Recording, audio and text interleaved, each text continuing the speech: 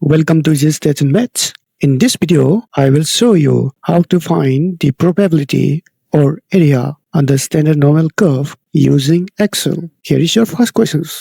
Find the probability of Z which is less than minus 1.5 using Excel. This means we need to find the area of these shaded regions as shown in figure 1.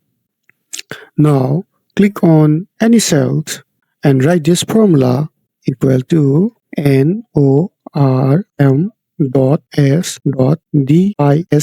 under parenthesis write minus 1.5 put comma and then write TRUE and close and then press enter. I will round this up to 4 decimal places. This is your area of the given shaded regions. Here is your second question to find the probability of Z which is greater than 1.5 using Excel. Click on any cell on Excel and write this formula equal to 1 minus NORM.S.DIST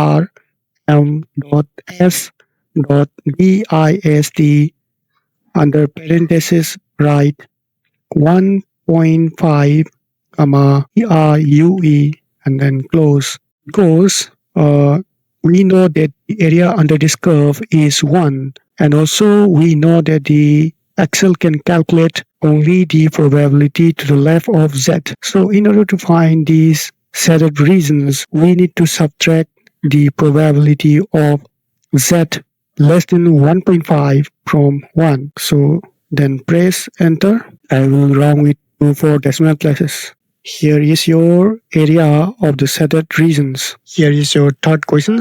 To find the area under this curve between two given Z values, click on any cell on Excel and write this formula NORM.S.DIST under parentheses write 1.5 comma TRUE and then close minus NORM.S.DIST under parentheses write minus 1.5 comma TRUE and then close and then press enter. I will round it to 4 decimal places. This is your area of the given shaded regions. Thank you all.